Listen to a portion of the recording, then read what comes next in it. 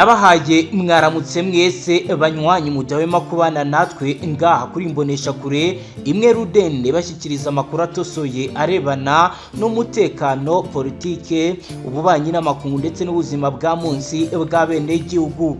Turi mu gitondo cya kare kuri uyu munsi wa kabiri w'indwi n'igenekerezo 17 ruheshi 2025, aho tugiye kurebera amwe mu makuru agezweho ngaha mu gihugu cy'u Burundi arebana n'umutekano.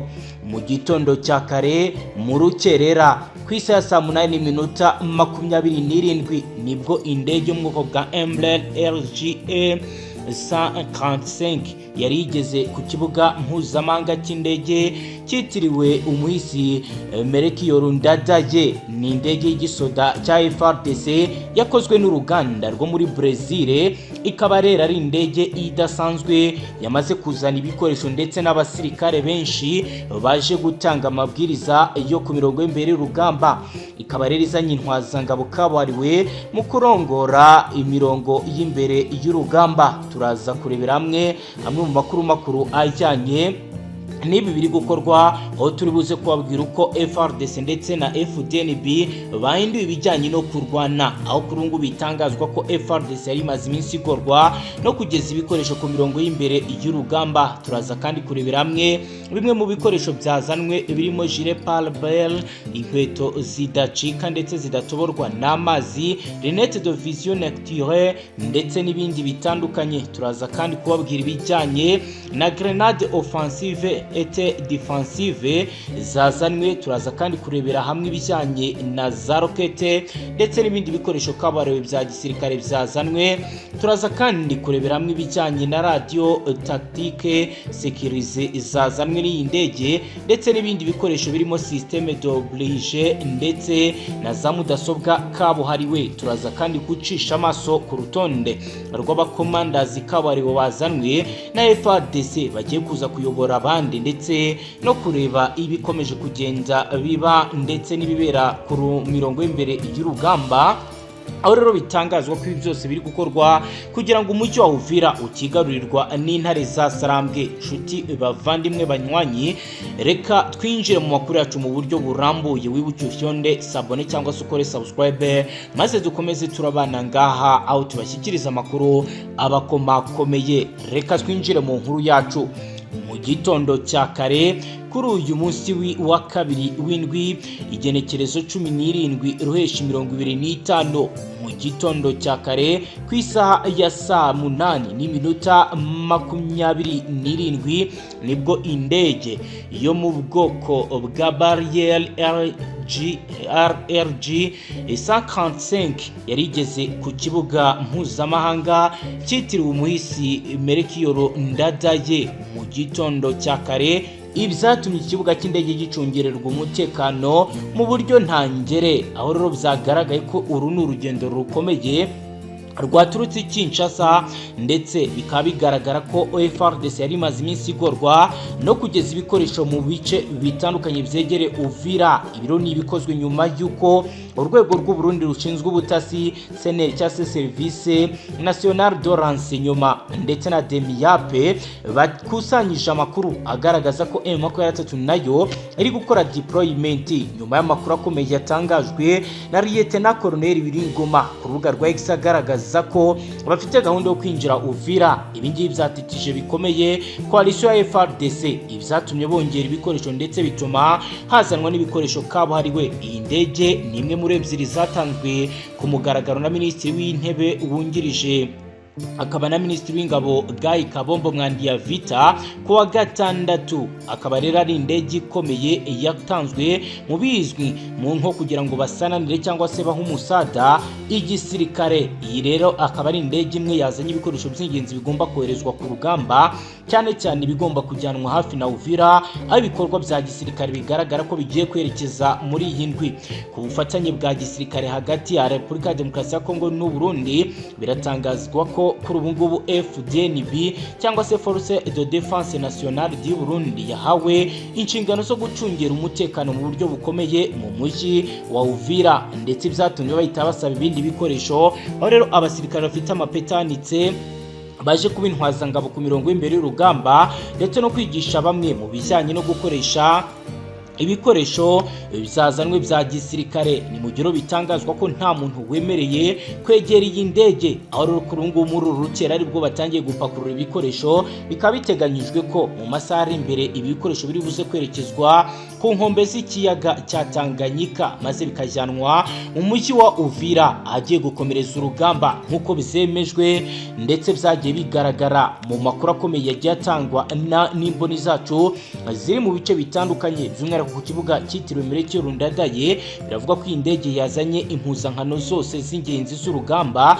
ibikoresho by'ikoranabuhanga ndetse na za drone zigezweho zijyanye no gufata amashusho y'urugamba. Ibi byose birurungikwa mu buseruko bwa Repubulika Iharanira Demokarasi ya Kongo.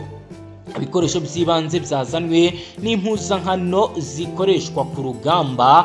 FARDC ikaba yazongereye kuko n'abarundi boherejwe bakeneye kwambara imyenda y'igisirikare cya FARDC. Hari kandi inkweto zidacika cyase zikomeye ndetse n'izitinjirwamo n'amazi ibizwe nka ndetse bakaba bazanye na gilet pare-balere ndetse na casque ballistique. Aho bitangazwa ko ibingibi ni bimwe mu byazanwe. Hari kandi sake technique, imifuka irimo ibikoresho byihutirwa. Hari kandi lunette de vision nocturne, amadarubindi yifashishwa mu nijoro bizwi nka night vision goggles. Hari kandi bimwe mu bikoresho bya gisirikare birimo intwaro fils de sécurité nka AK-47, M4, FNC ndetse na pistolet militaire ndetse na pistolet semi automatique.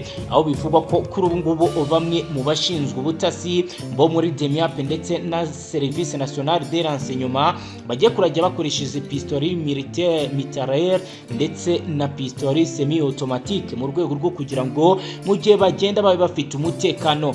Hazanwe kandi za RPG ndetse na za lance rockets zigomba kwifashishwa. Hari kandi grenade offensive cyangwa se defensive, aho bitangazwa ko izi ngizi zose zigomba kuzajya zifashishwa. Hari kandi ibizwi nka fise de précision, ibi ni ibikoreshwa n'abasnipers. Hari ibikoresho byo mu mazi kuko bitangazwa ko hari igihe bashobora kuzakurikiranwa kugezwa kuri Lake Tanganyika. Biravuga ko rero hari ubwato bwazanwe ubu ngubu bwa parasitike bapompa bufite moteri bwazanwe n'iyi ndege ya FARDC. Hari kandi gilet de sauvetage militaire, hari kandi radar étagère thermique, hari drone amphibie zo kuba babasha gukumira ibyago bamenyera amakuru ku gihe. Hari ibikoresho byo mu kirere. Biravuga ko rero kuri ngubu bazanye radio tactique sécurisée zumviriza ibijyanye n'ibyombo. Hari kandi ikoranabuhanga n'itumanaho, bazanye GPS militaire ndetse na carte topographique. Hari kandi communication satellite sécurisée, hari système de brouillage ndetse na za mudasobwa z'umutekano. Hari ibikoresho byo gutabara ku rugamba nabyo byazanwe birimo kitre de premier soin, tente militaire mobile, hari systeme de purification d'eau, ibikoresho bisukura amazi. Hari ibikoresho bijyanye n'aho ibikorwa bibera, aho bitangazwa ko hazanwe amato ndetse n'imigozi. Hari gripe ndetse n'ibikoresho byo kuzamukira mu misozi.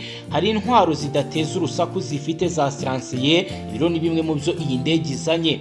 Mu gihe dutegereje ko indege ya kabiri iri buze kuzana ibindi bikoresho, biri gutangazwa ko hashobora kuzanwa abandi bakomanda ba parashuteri bagomba kuzajya bakoresha akajugujugu biteganyijwe ko igiye kurajya yifashishwa no muri uru rugamba nk'uko bizemejwe na Lieutenant Colonel Albert Muganga uyoboye ibikorwa byo kohereza ibikoresho. Bizikaba rero bizashyirwa mu maboko y'abayobozi b'ingabo zikorera mu bice bagomba kugaruza agace ka Shanje, Remera ndetse na Kavimvira, aho biteganyijwe ko bagomba gukora operation Karundura. M23 bakayigiza inyuma, maze ibice bya Shanje, Remera ndetse na Kavimvira bikagenzurwa n'igisirikare cya leta kuko bizatanga ituze rikomeye kandi rigizewe ku mujyi wa Uvira. Iyi gahunda biravuga ko ni igice cy'ingamba FARDC ndetse na guverinoma yibafashe mu rwego rwo kwisubiza ndetse no guhindura ibijyanye n'urugamba maze bakongera kwisubiza ikuzo bakagarukana ibice bizahoze bigenzurwa n'igisirikare cya leta. Nk'uko rero byagiye bigaragara ndetse binavugwa, ibintu ntibyoroshye. Biravugwa ko rero ibikoresho biri buze kuvanwa ku kibuga mpuzamahanga cy'indege cyitiriwe Melchior Ndadaye bikava Bujumbura bigakomeza Rumonge bigakomeza Nyanza Lac, umuhanda wa mbere urinda inkombe z'ikiyaga cya Tanganyika, bikaba rero biri buze kuba bicungerewe bikomeye n'abasoda b'u Burundi.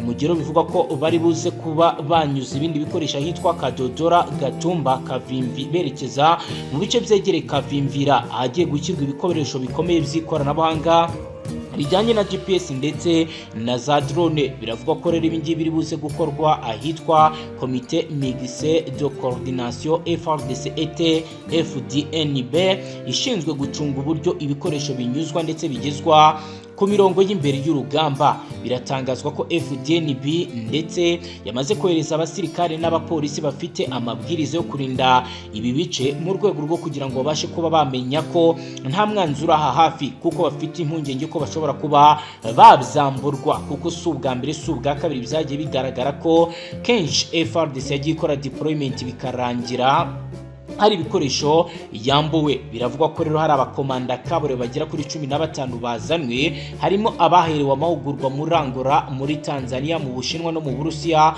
aho bagiye bigishwa gukoresha ibikoresho bitandukanye by'ikoranabuhanga. Biravugwa ko kandi ko kuri ubu ngubu biri gukorwa byose ari mu rwego rwo kugira ngo FARDC bashe kwisubiza ibice byose yambuwe. Ngayo nguko tukiri mu Burundi, reka tubabwire ko impunzi y'umunyarwanda y'imyaka 23 yishwe nyuma yo guterwa icyuma hafi y'inkambi y'impunzi ya Kavumu mu burasireko bw'u Burundi. Impunzi 3 z'abanyekongo zatewe muri yombi mu rwego rw'iperereza ku bwicanyi bivuga ko bwakozwe ku igenekerezo 11 Ruheshi 2025.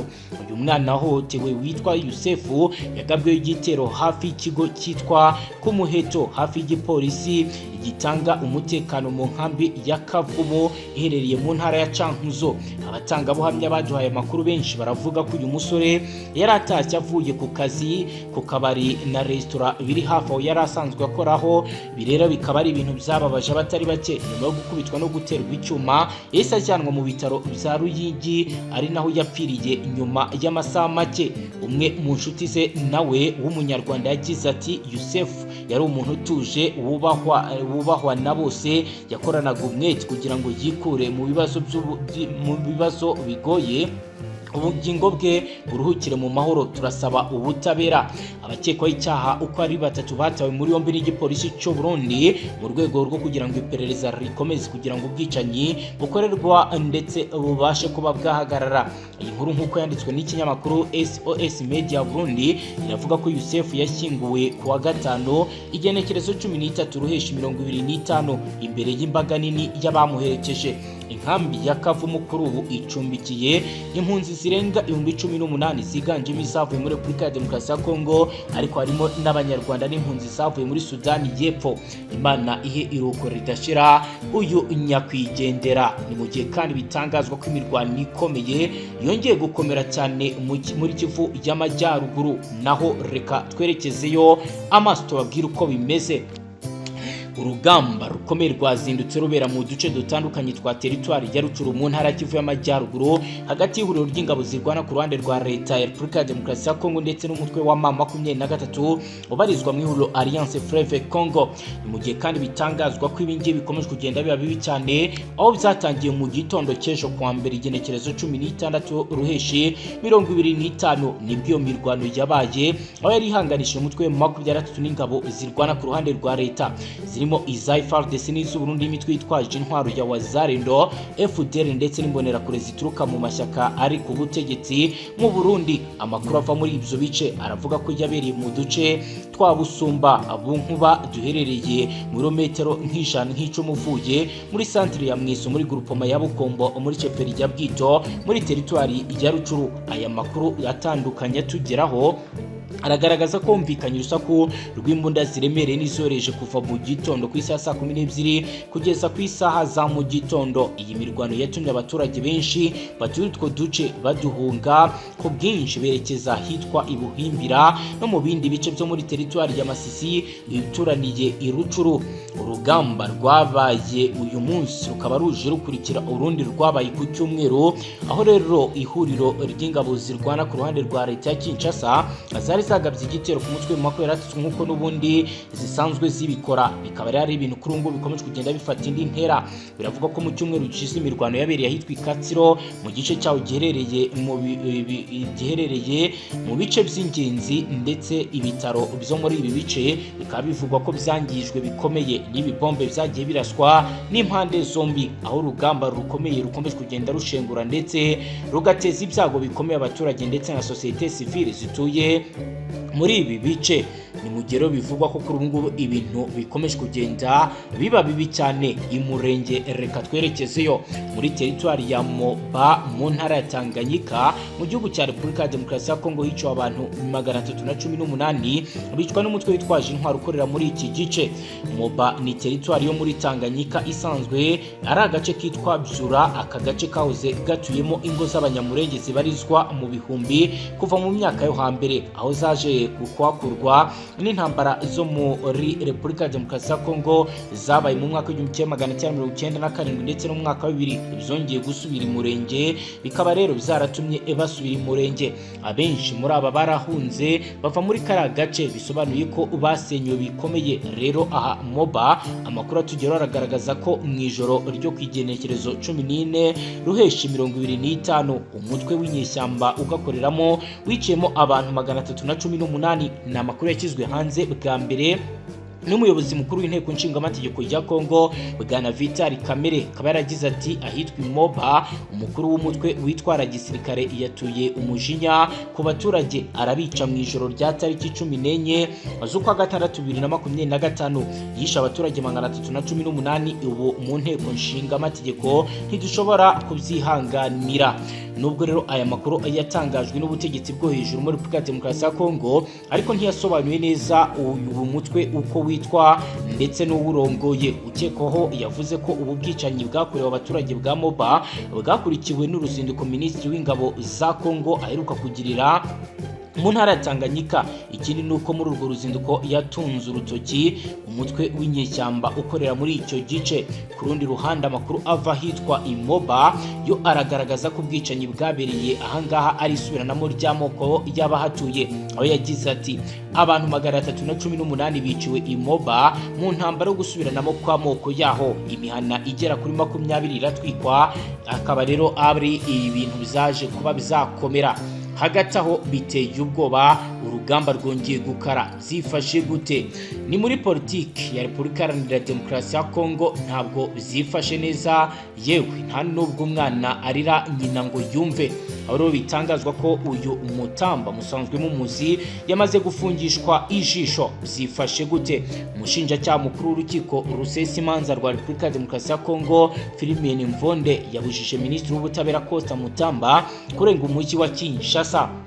Uyu Mvonde yafashe iki cyemezo nyuma y'aho ku itariki 15 z'ukwezi kwa gatandatu 2025 inteko nshingamategeko ya Repubulika ya Demokarasi ya Kongo imwemere kugeza Minisitiri Mutamba mu rukiko akaburanishwa ku cyaha cyo kunyereza miliyoni 19 z'amadolari zari ziteganyirijwe umushinga wo kubaka gereza ya Kisangani mu ntara ya Chopo.